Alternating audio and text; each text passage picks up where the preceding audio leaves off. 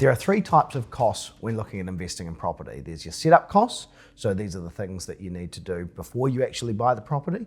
There's the purchase price of the property itself, and then there's the ongoing costs attributed to owning a property.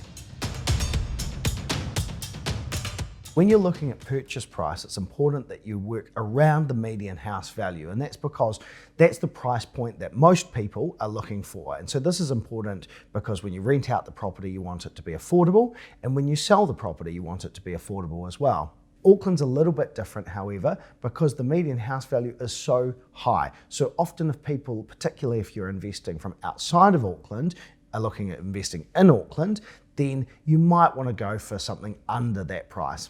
If you're looking to invest in Christchurch, generally speaking, you can look at an entry-level investment for around the 400,000 mark, and the maximum that I'd say you'd want to be looking at is around the 600,000 mark.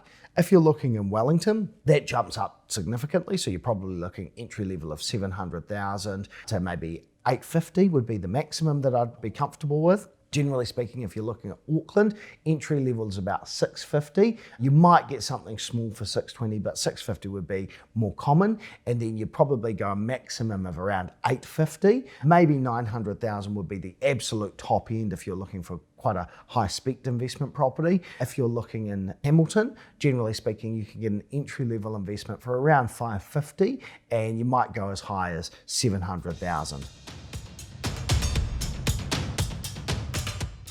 So firstly, here's an example of a Christchurch property that you might buy around the $500,000 mark, and this would be a typical growth property, a house and land package, and an example of something that you might invest in Hamilton, which might be a yield property around the $729 purchase price, and then an example of an Auckland investment property.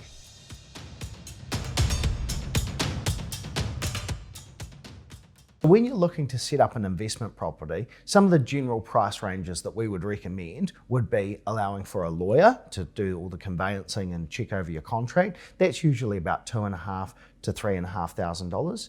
Then you've got accounting setup costs. If you're going to set up a company to own the property, that might be up to $1,000. You've got a valuation if your bank requires it, which might be $750. A chattel valuation, which is different, or a depreciation schedule. So this helps maximize your tax depreciation claim, and that might be about $400. If you're buying an existing property, it's really important that you get a builder's report, which might be between $500 and $1,000. And if you're getting a meth test done on an ongoing basis, you need to have your baseline test done, and that might be another couple of $100. So all up, normally we recommend between $3,500 and $5,000. But remember that often when you set up a mortgage, the bank might give you a few $1,000s towards these costs. So you can either add these costs onto your mortgage if you're using existing securities to secure your investment property as well, or else you have to pay these in cash minus the amount that a bank might give you. Once you own an investment property, you need to factor in the ongoing costs. Now, if we talk about a property being cash flow negative or negatively geared, that means that there's a top up after all the costs have been paid by your rent. If it's cash flow positive, what that means is that the rent covers all costs. And if it's neutral, that means that the rent and the costs balance out to nil. Right now, if you're buying a property in, say, Auckland, where the purchase prices are quite high and the rents maybe aren't quite as high, then your top up might be $50 a week. So relatively low contribution to own a property in Auckland that might be completely brand new.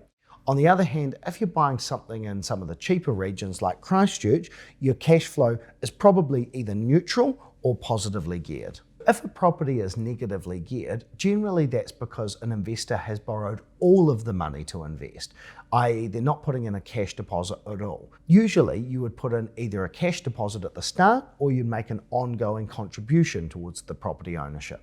What you'll often find is that your contribution towards an investment property will go down over time. And the biggest reason for this is because your rent will generally increase over a longer period and your mortgage stays the same or reduces if you're on a P&I term.